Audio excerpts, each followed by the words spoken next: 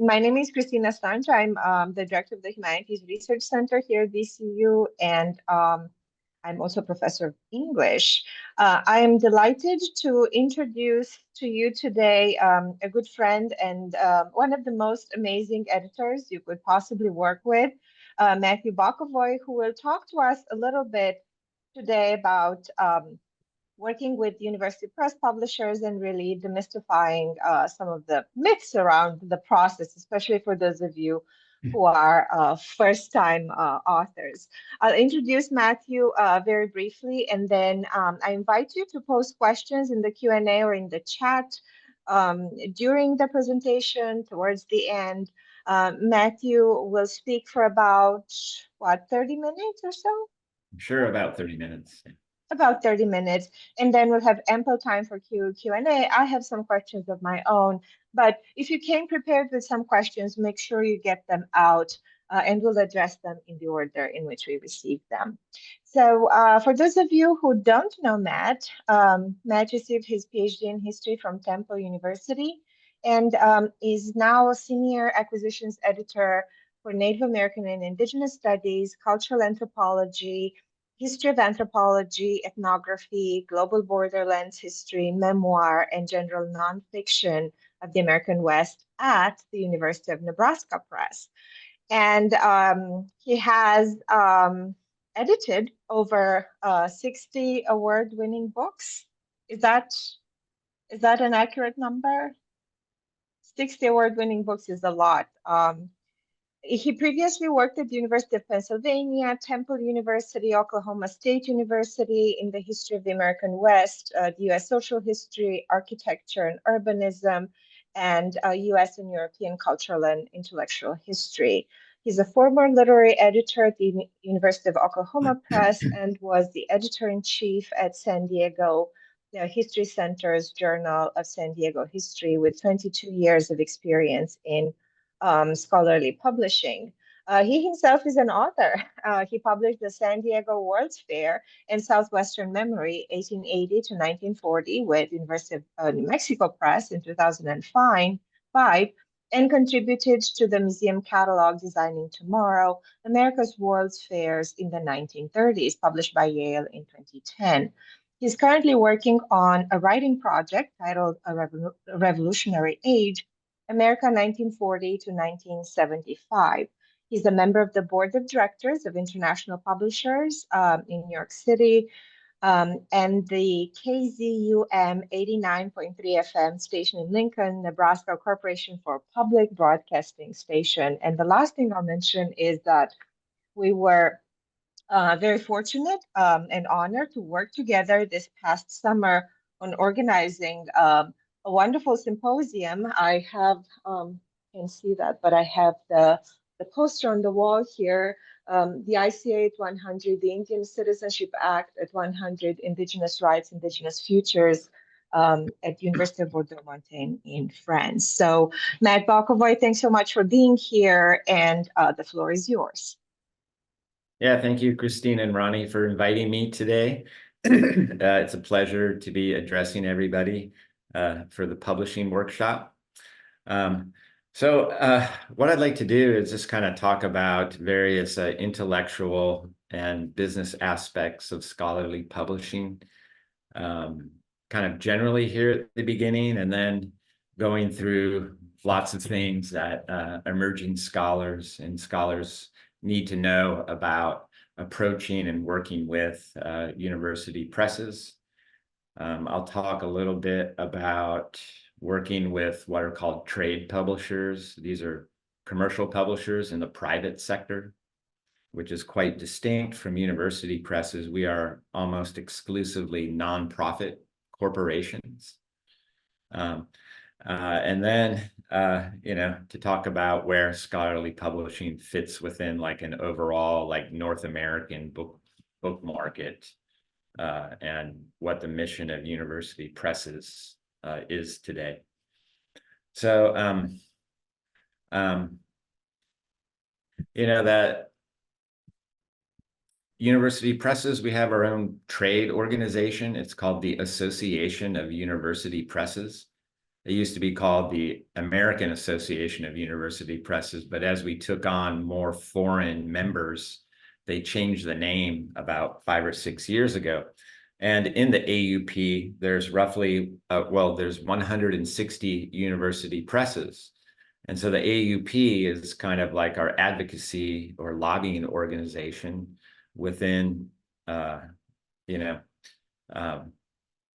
the members' national university systems to promote scholarly communication, to discuss with universities the kind of financial and fiscal support that's needed to maintain scholarly communication going into the future. That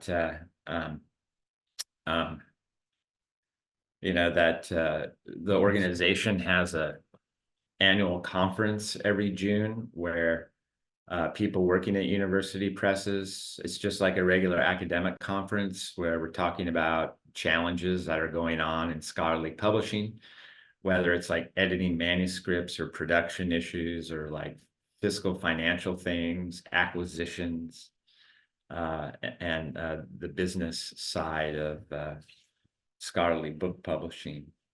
And so,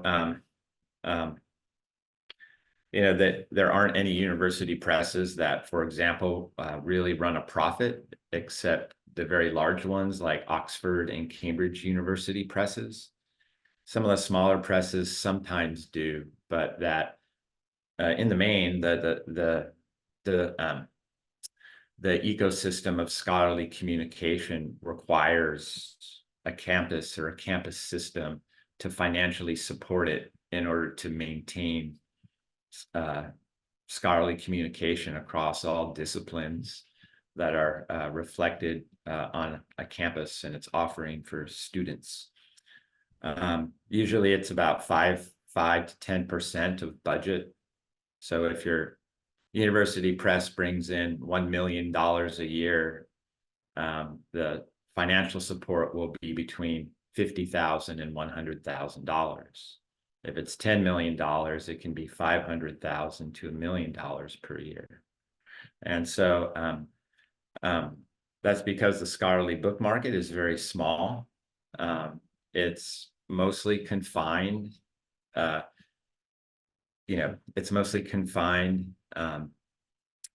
just for like course adoption and like for researchers. University presses do publish general interest books for people who are non-academics, but the bulk of our sales comes from producing and selling and marketing scholarly books that are going to be used in the classroom. So in university press publishing, just the big issue, like perennially, is like, so like, how are we going to continue into the future, if we're not receiving the proper support, to subsidize scholarly communication? And no one has a definitive answer to it yet. But, there's some interesting ideas currently that are being, discussed within AUP, at its annual meetings. From my own perspective, so let's say that you're like the director of like a $10 million company. And so like, that every year you're just going to bring in close to like $10 million. So in the private sector, there's really no like business owner or corporation that does not invest annually in order to maintain its operations. They're usually what's called like fixed cost investments. And so I kind of look at university presses that way, is that like the support you're getting from campus is just an annual, regular, like fixed cost investment in order to maintain the level of sales and health, for the book publishing organization. But sometimes on campuses, people are wondering why a university press like can't, run a profit every year. And the reason is because the book market is very small for university presses. So if you look at the national book market, it looks like this. So at the very bottom, at the point, is university presses. We earn, and this includes Oxford and Cambridge, which are very large publishers. In North America, university presses get about 1% of domestic sales annually. And then above that, like about 8 to 10% is religious and vocational publishers. And then after that, another maybe 5 or 6% are independent commercial publishers. And then about somewhere between 80 or 90% of annual domestic sales in North America are by the big commercial publishing groups, and pretty much the top 10. So we're talking about companies like, Penguin Random, HarperCollins, and the other, what we call big commercial trade publishers. And so the reason for that is their size. They're except for one, they're all publicly traded corporations, and so they issue stock, and that's how they raise their capital to make the investments, in their publishing houses, to like maintain their level of performance. And because university presses are nonprofit organizations, we don't have the ability to raise capital. So we do a lot of fundraising, and university presses are like applying for grants to places like the Andrew W. Mellon Foundation, for support of various kinds. Campuses are pretty good at, supporting their university presses overall, but sometimes there's tension, because like if a new vice chancellor comes in and like looks at the losses of the university press, sometimes they kind of freak out. But AUP helps campuses understand why that annual support is so important, in maintaining scholarly communication, but also maintaining the size and level of performance of the university press, whether annually you're earning 1 million, 5 million, 10 million.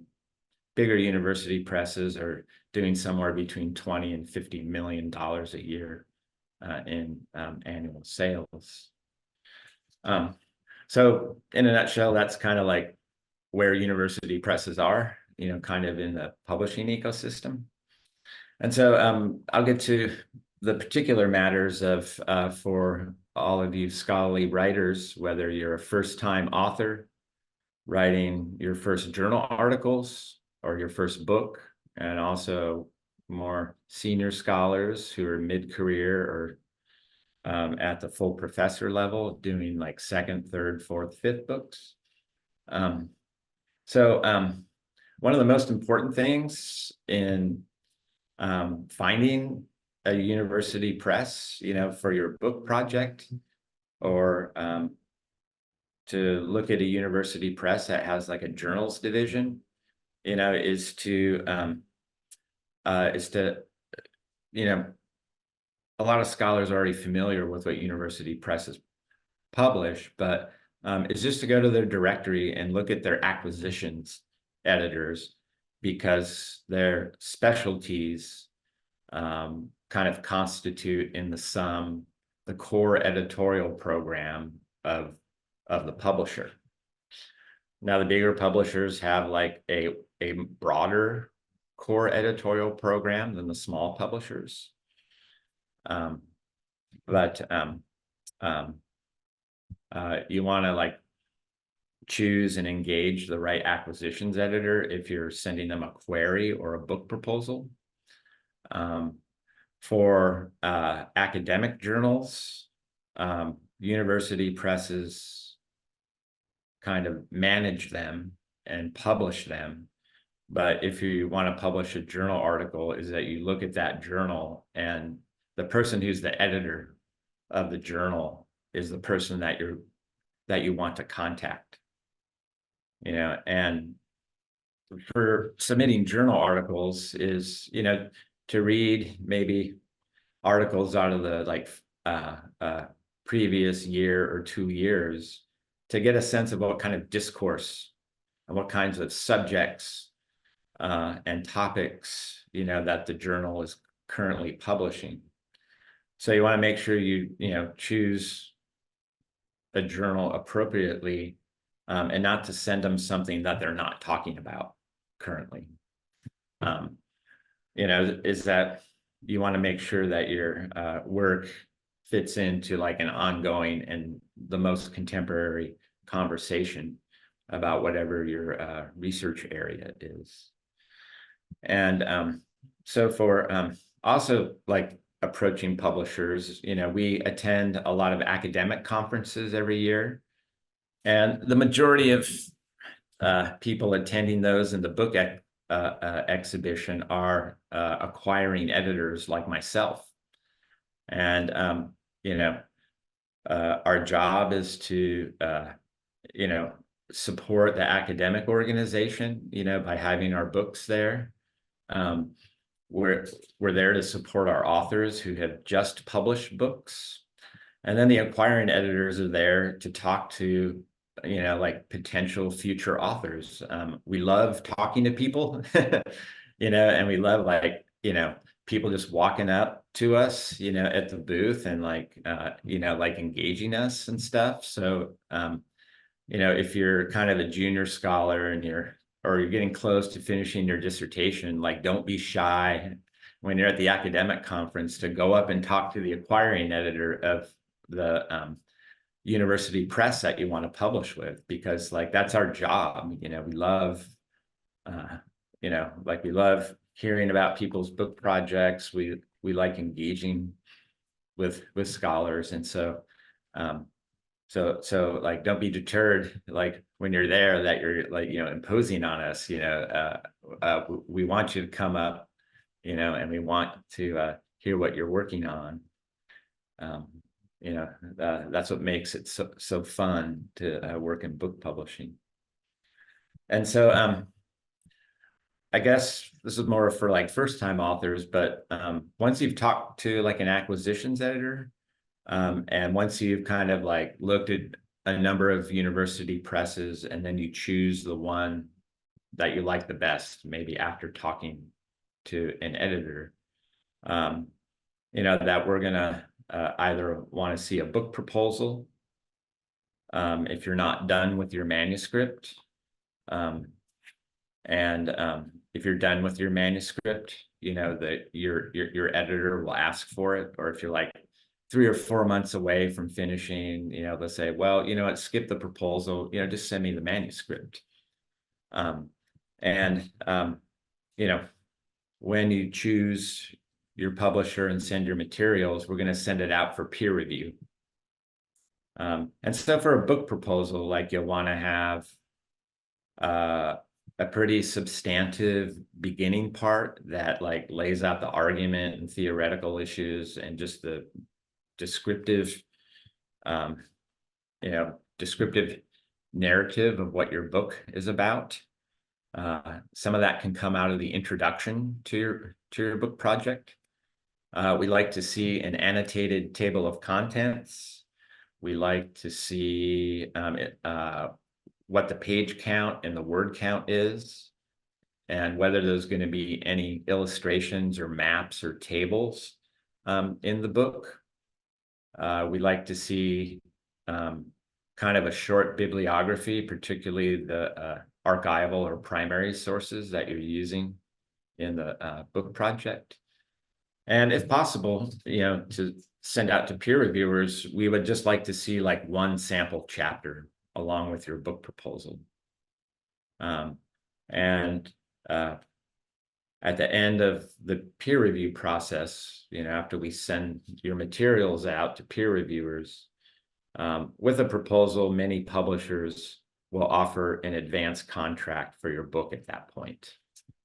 And kind of more and more, because the job market is very tight right now, that people getting ready to finish their dissertations who are on the job market, or people who are just finished and out on the job market, the advanced contract can really help in terms of obtaining a good position, because your potential employer knows that you're formally working with a university press and you're moving forward to get your book project completed. So that's how the proposal process starts. I kind of think, after having been through the peer review process with my own book and doing lots of journal articles when I was working as a historian, I'd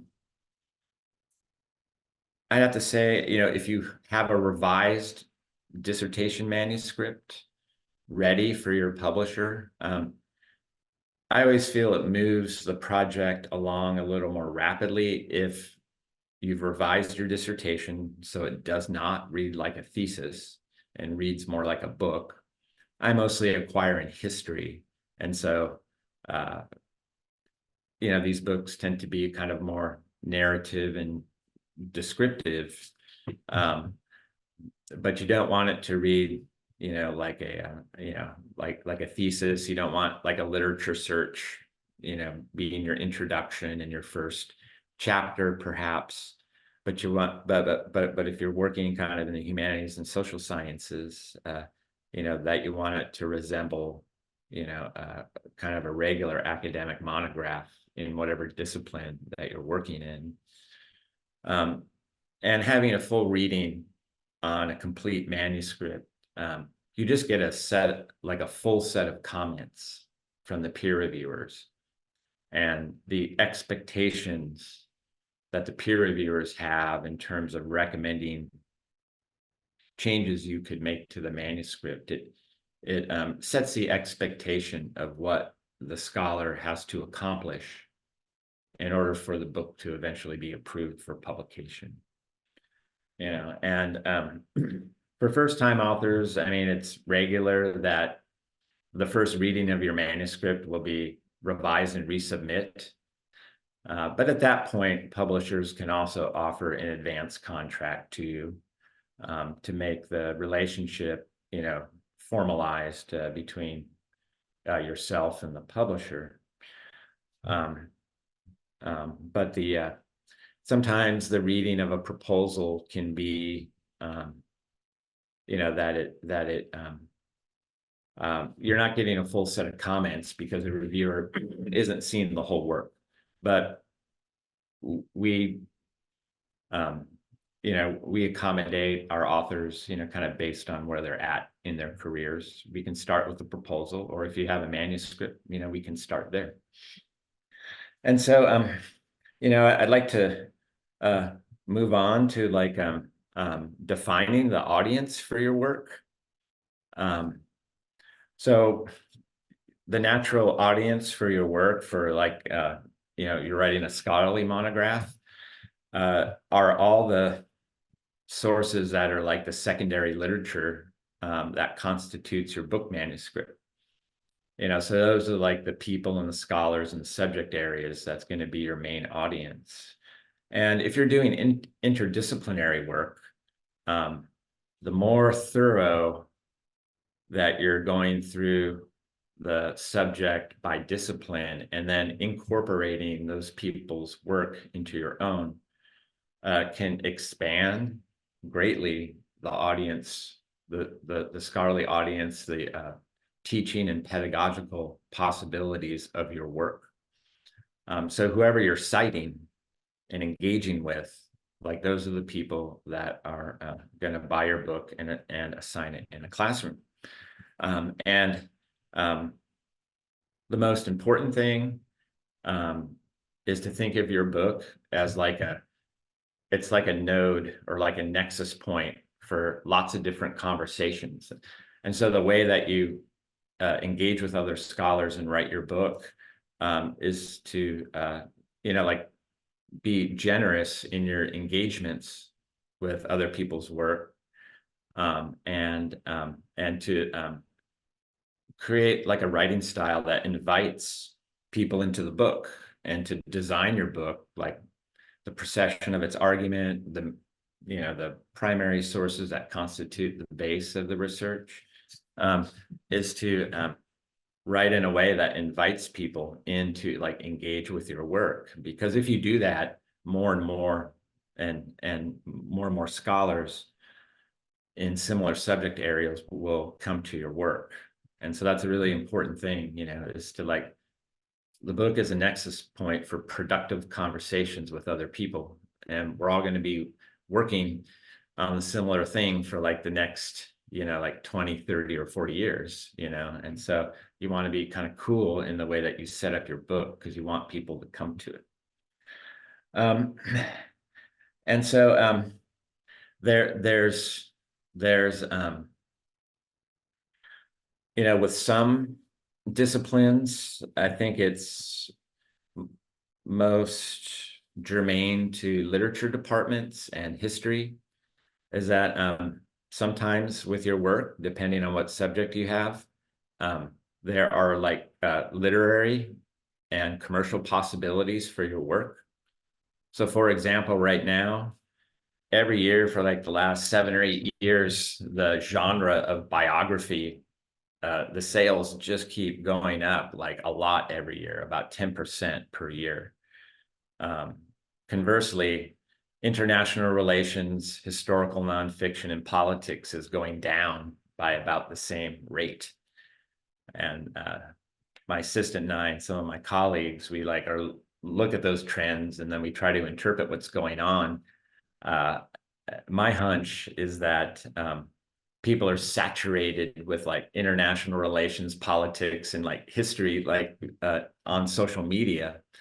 And so non-academic readers are like they want to read about someone's life, so they're grabbing for biographies right now, because they're just like oversaturated, like in the internet ecosystem, So if you feel like that you have those potentials with your work, you can approach a commercial publisher. A lot of them go to your academic conferences. You can approach a literary agent, and like submit like a proposal with them. And the commercial publishers have a much wider and dominant like market presence. And so there are scholars that become public intellectuals, or they become really good, not literary celebrities, but they write for, like a non-academic and general reading audiences. And so it's to keep that in mind when you're assessing like the potential of your work. And I'm just gonna talk about 2 other things very briefly.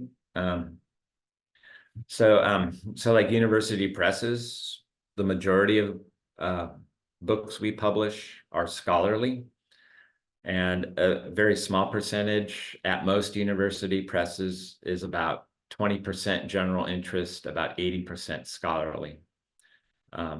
Where I work, we have the largest percentage of general interest publications, like per publishing program. We're about 50-50, 50% scholarly and 50% like for non-academic readers. And but like the other university presses aren't publishing so much like what we call for the general trade. The last thing I want to talk about is like working with an editor. I feel like that the editor you work with can add a lot of value, to your project in terms of its structure and organization, if they do a little bit of developmental editing on your manuscript. This varies at university presses. I myself do a lot of developmental editing. Sometimes I suggest it, and then when authors ask me to do it, then I put it on my schedule, and some editors won't do developmental editing for junior scholars, and they reserve that for their senior, for like more senior people.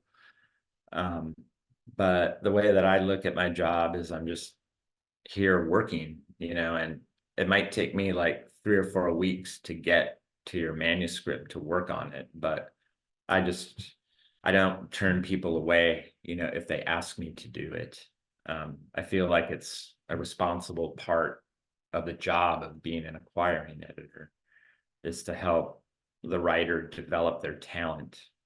And if they're asking for help with that, that's just part of my job. And so, I'm going to wrap up here because I've been talking for about half an hour, and to just open it up for questions. So just feel free to ask me anything. So. That's right. Thank you so much, Matt. And if you don't know, Matt gives amazing feedback. I've worked with 3 different presses before working with University of Nebraska Press, and I'm just in awe of you. I wish I had started with you, but here we are. Yeah. So I have Thank you.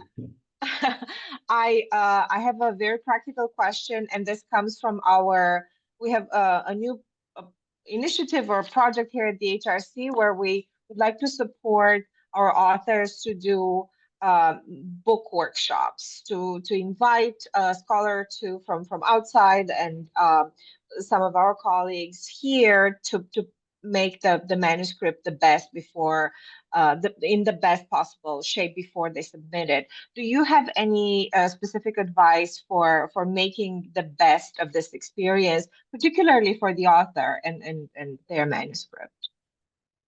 Sorry, can you just state that one more time? Do you have any advice for Yeah. us in planning for a book workshop or manuscript workshop?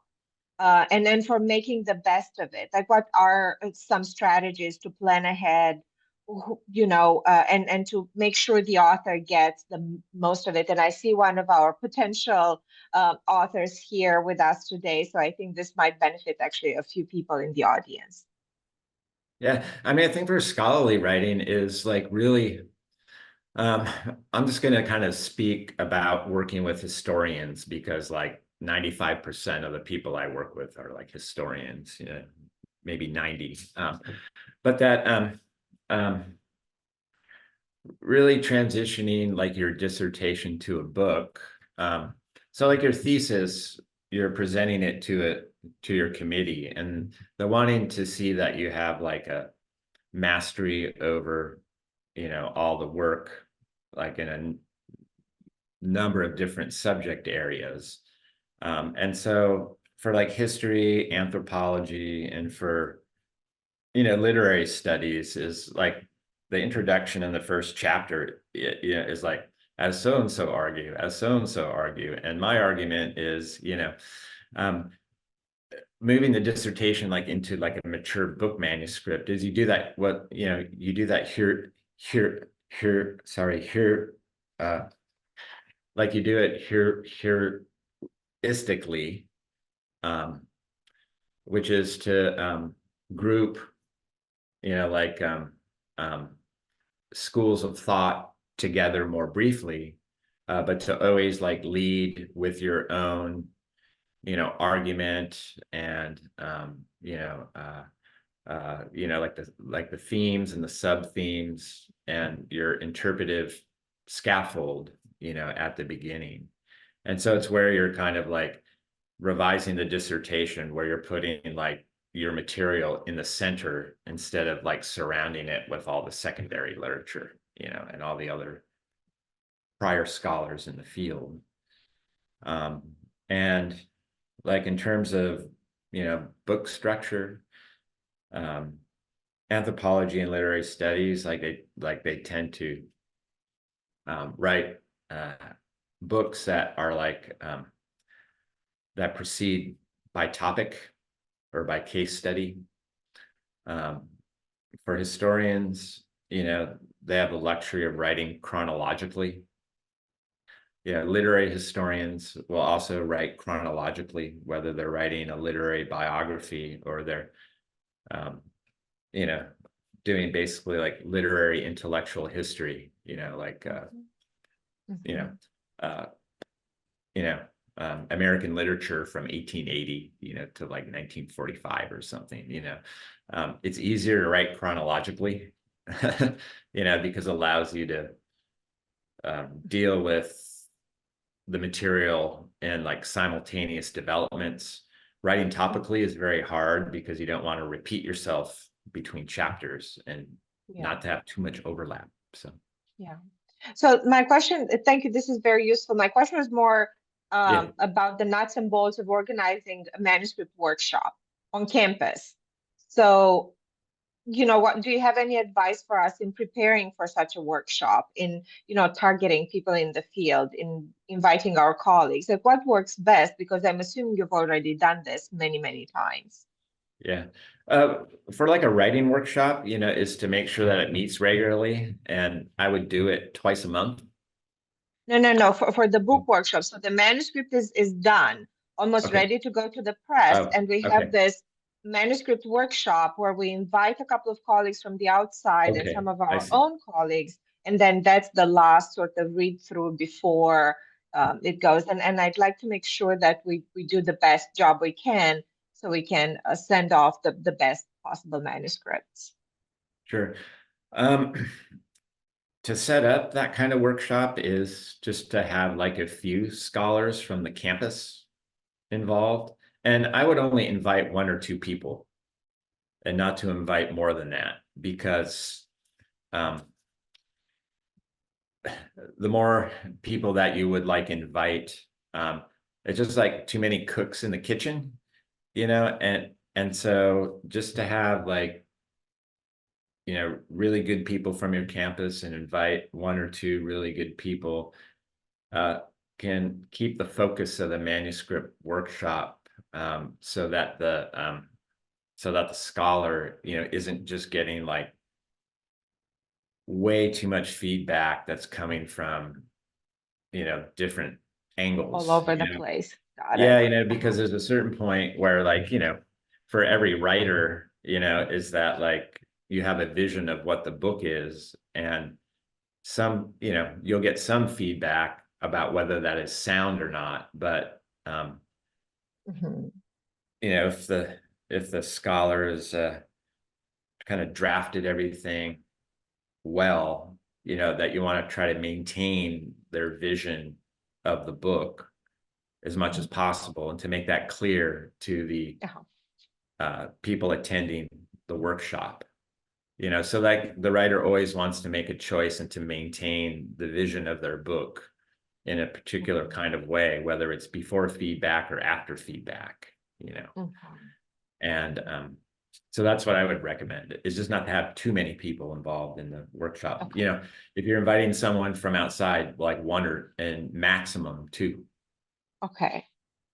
Okay. Yeah, that's the plan. We'll report back. We plan to do one in, I think, early January. Still to Yeah. be determined. Thank you so much. We have 2 questions here, and I have a long list of questions from people who couldn't be here today, but who asked me to ask these questions. So from David Saavedra, who is still with us today, do different university presses have different areas of focus? With over 100 university presses, how does one determine which one to approach? Which, in other words, is how do I know where to pitch my manuscript? What's the best press for the work I'm doing? Yeah, well, that fits with Ying Chao's question. They went on to the AUP website, and there's actually like a grid that gives an overview of what each university press specializes in. So you can certainly use that, and you can visit the websites as well. Okay, wonderful. Or talk to your colleagues in the field, talk to your mentors, right? See what the most recent book in the field does not do, and then pitch to the same press. Is that fair? Yeah, I think so. Yeah. So like sometimes there's a perception that like the big university presses are the best and the smaller ones aren't good, but when you look inside of university presses and their business operations and their marketing, a lot of us use the same sales reps and we use the same vendors, and I'd say just across the board of the North American university presses and others elsewhere, is that stuff is pretty much equal. And Uh-huh. like, that's kind of the base minimum that a university press publisher needs to like reach the scholarly market and to kind of like promote and publicize a book. And so you shouldn't be deterred from publishing with a smaller university press. So sometimes it can be a better experience because um, uh, their organization isn't too big, and smaller presses, I think, tend to be a little more responsive, like to their authors' questions and needs. Yeah. But at the base, we all pretty much are using the same marketing channels, same sales reps, like same agents who are selling sub rights, so everything is kind of like more equal when you look at it that way. Absolutely. And we have in our audience and in our groups, we have both first time and second time or second book writers. So I'd like to ask a question for second book authors, who have been through the process, but maybe there's some time now between the first monograph and then the second.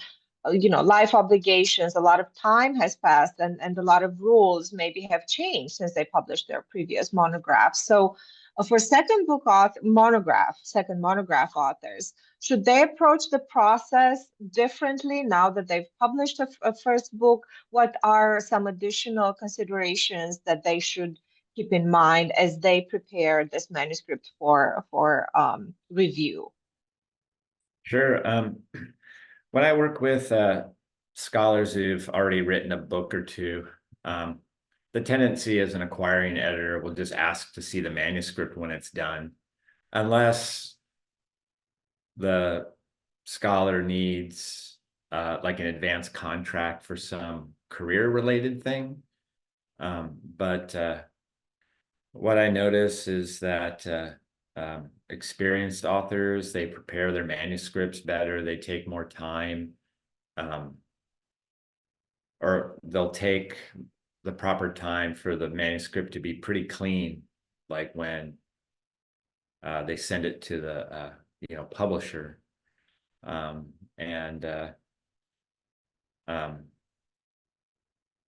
just engaging as you're shopping the project around. The fact they've published a book before creates more confidence, and the acquiring editor like taking it on, and all those kinds of things. So yeah. So people can shop it around and have it yeah. reviewed. Can you go over having a manuscript being reviewed at multiple presses at the same time? What is the sort of ethical Oh, consideration there? well, I mean, technically you're free to like send it and have it reviewed at a number of university presses, but one of the things that's going to happen is, so like if you send your manuscript to like 3 university presses, those acquiring editors are going to ask the same 5 to 10 people to read the manuscript, and it Could be uncomfortable. yeah, like it can just create a lot of confusion, because like I'll query somebody and they'll be like, oh, well, University of Kansas Press, already contacted me to review this manuscript, and I'm like, okay, Yeah. so who am I going to get to review it, and so you're just like competing for certain kinds of peer reviewers at that point, and we don't have a lot of resources in scholarly publishing, and so we really want like an author to make a decision about what press they want to go with, and give the publisher the exclusive right, to have the manuscript reviewed. Matt, would you recommend this, the multiple shopping around at an earlier stage, at the proposal stage? Would that make more sense? Or would you just not recommend this period? I think it's okay, to like query Uh-huh. acquiring editors at multiple presses to, have a conversation with them about what you're looking for as an author. But but I think before having things peer reviewed, that you should like make a decision about like what editor What and what press? publisher that you want Yeah. to work with based on your conversations with them. You know, are they going to do developmental editing? Do you like, you know, a particular series, you know, that is at a university press, Yeah. Yeah. like, can they help support your book talks when you are booking them, and to Yeah. be in contact with the venue to make sure your books Yeah. are there for like a book signing or something, so Yeah. Yeah. um, so like Yeah. absolutely you can do that. I mean, you can Yeah. do that at an academic conference by Yeah. just, talking to some of the editors there or contacting them ahead of the conference and to have an appointment with them, Yeah. you know. Yeah. Um, Absolutely. but Since you it's mentioned, mhm. Sorry, go ahead. but it's perfectly fine, to have those conversations. Okay. Great. This you mentioned series editor, and I wanted to get to Mimi Winnick's question before we moved on. And the question is, can you talk about the differences between working with an acquisitions editor versus a series editor? Um, you know, uh, if you're interested in publishing in a series, is to be in contact with the series editor directly, but you can also funnel your request like through the acquiring editor. And depending on how many books like a series is doing a year, sometimes a series editor will read and comment on the manuscript. And sometimes the acquiring editor will do it. So there's lots of different permutations about like how series editors are involved in the process. And is it true that the ultimate decision is ultimately the acquiring editor, right? The series editor typically invites manuscripts in and sort of courts potential authors, but the peer review process and the ultimate decision is with the board and with the acquiring editor, not with the series Yeah. editor, correct? Okay. Yep. That's the process. Yeah. So like so the acquiring editor is just like the sponsoring editor of the series, but we handle the peer review, Yeah, and the I'll ask the contract. series editor, I'm like, who do we think should read this manuscript, and they'll provide Right. me with a list of names. Mhm, But the mhm. acquiring editor kind of like shepherds the whole process True. through Yeah. from the beginning to the end. So, Absolutely. Thank you so much for that. Aaron Lee has a question about the commercialization process of a scholarly book. And they say a textbook meant for university students, for instance, after it has been published by a university press. And he asks, is that process different between a university press and a commercial press? I'm not sure I understand the question, yeah. but I think commercializing something already published by a university press, Um, I think that's what I understand from that question. yeah. Um, So the commercialization process of a scholarly book, say a textbook meant for university students, after it has been published by a university press. So I think the question is about reprinting, commercializing. I think you need to look at copyright, right? Understand yeah. what obligations you have with the publisher, the first publisher, right? Yeah. Yeah. I think it's a kind of a rare occasion that a commercial publisher will like reprint or republish a book that's put out by a university press. Uh-huh. Um, I know that years ago, like University of Georgia Press published this little book called Celia a Slave by Melton McLaurin. And it sold extremely well for them. And then a commercial publisher got interested in the book. Um, and so University of Georgia Press, licensed like the paperback rights, I think it was HarperCollins or or something like that that published it. And a lot of people were assigning that like in the classroom. But it's pretty rare that it goes from university press to commercial publisher. University presses will reprint or buy the rights of books from commercial publishers and then republish them at the university press. Yeah, yeah. Great answer. Thank you. Inchao asks about your recommended timing of publishing formats such as hard copy, paperback, ebook. For example, do scholars usually publish all formats at the same time, or do presses publish the hard copies first to sell to the libraries and then e-copies and so on? What should authors consider do when they consider all these possibilities? Thank you for the question. Sure. I mean, there's lots of different permutations, but whether we publish a book in cloth or paperback, we always publish an EPUB version of the book. University presses are, that like all their new books also have ebooks available.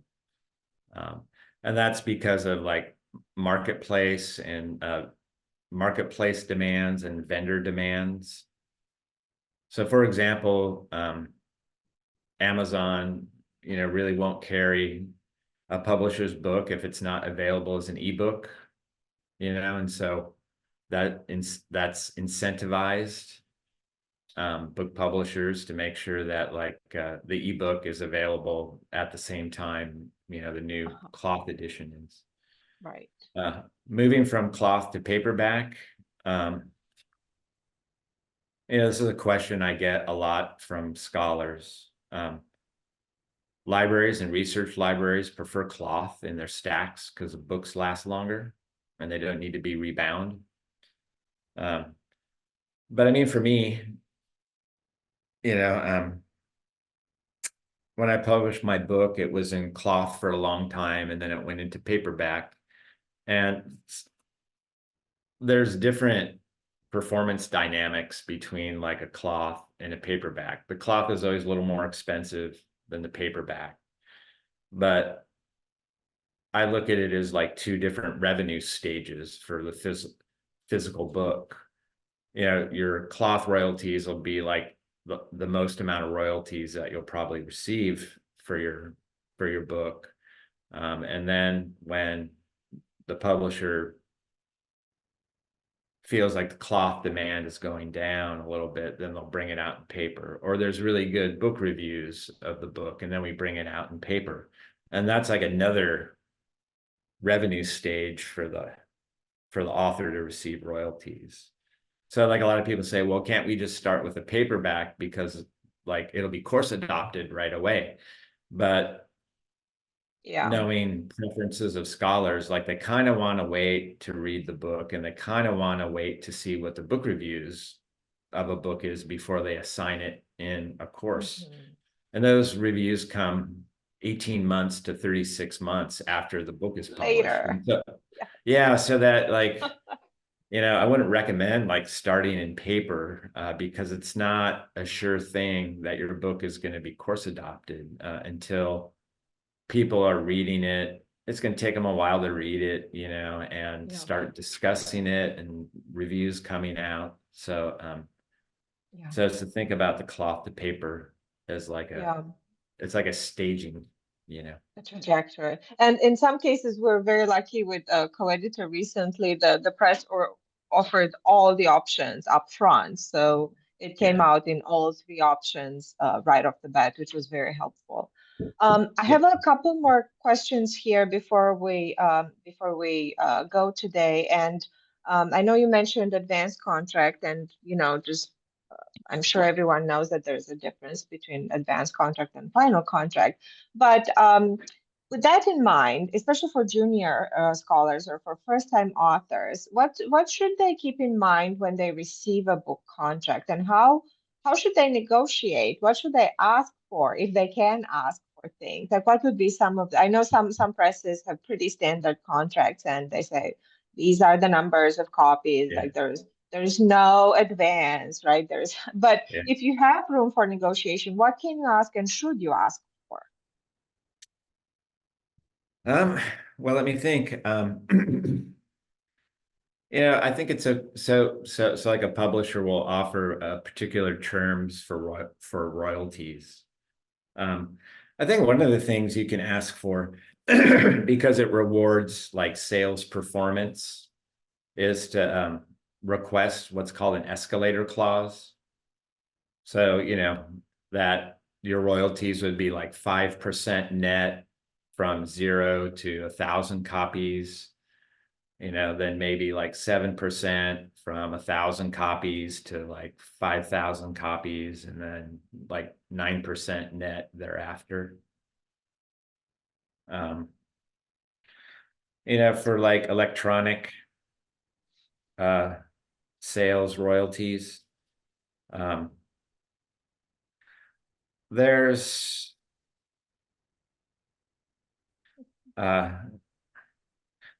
still like a super high demand for and high sales for like ebook versions of like scholarly books. It's much higher among the commercial publishers, for like fiction and stuff like that.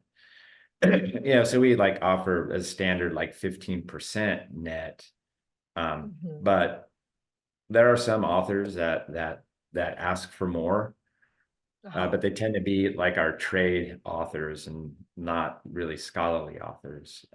But the ebook sales of your scholarly book is going to be very, very small, and so it's just where we are in the ecosystem of publishing, Yeah, absolutely. Thank you for that. One other question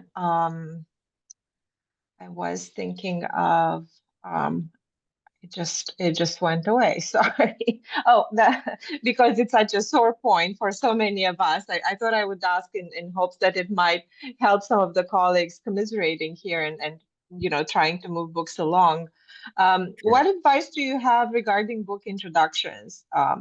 When to write those, how to go about that? Because a lot of writing friends I have and colleagues in the field struggle with that genre. There's either the misperception that this is the only chapter reviewers will read, or there's a certain aura or stigma around this book introduction. So do you have advice for junior writers, but mostly for people working on their second and third books, to just get it done? Well, I think that like the introduction, you can take a run at it, like in terms of writing like the first chapter of your book manuscript, but you might sketch it out, but I think it's the second to last thing that you should write after you've written the body of the manuscript.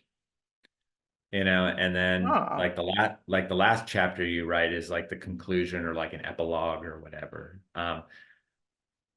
Like the introduction is just going to change as you draft the book out, and so I would leave that like to like second to last, because after getting through the whole manuscript, like, and kind of rereading it, everything is fresh, and you can figure out like how you're going to like want to present the argument and the themes of the book, and how you want it to read, what you want the reader to know right up front, after you've drafted the book out. So. Great answer. Thank you for that. And I had the option of asking as a final question. Sure. Initially, I wanted to ask you, what are some of your favorite anecdotes from working with academics over the years? But I don't want to put you on the spot if you don't have those anecdotes. So I'll go with my other question. Oh, you're welcome to answer either or both. But in your experience, what would go wrong during the submission process? This is something else one of our scholars asked. What would go wrong? what could go wrong during the book manuscript submission process. And I'm sure we've all heard all sorts of ghost stories about the review process. So what could go wrong, and how can they anticipate those things and then move the process? Because the tenure process has a time frame, and Yeah. yeah. Well, I mean, kind of among my publishing colleagues is that as the percentage of like tenured faculty goes down, the pool of peer reviewers in any subject area is just getting smaller. And so, that readers' reports often don't come back within like a deadline because people are just doing a lot of work to keep the, like Still the, going. Yeah. yeah, like the peer review universe going. Yeah. And like that can affect like junior scholars who are like coming up for tenure and stuff like that. And, I kind of wish that like tenure committees would pay more attention to that. Yeah. So in 1999, when I got out of graduate school, like 70% of historians were tenure track and 30% were temporary. Now it's 75% are temporary and 25% are tenure track. And it makes it, when we choose peer reviewers, Balance. when we choose peer reviewers, we have to choose someone who's written a book. So you're talking like associate professors or assistant professors whose books are like in production or just coming out.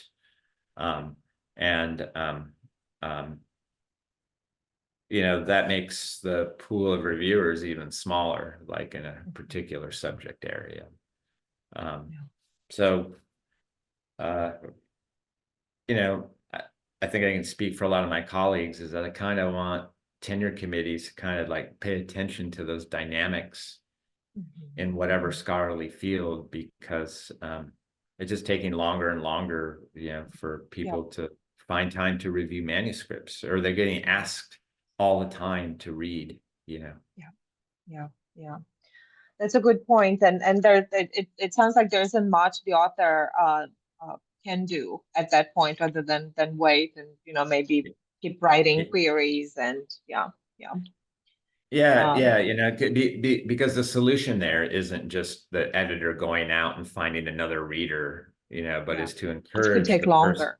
Yeah, it's to encourage a reader to like finish, because like we don't want to be too pushy with the peer reviewers. Absolutely.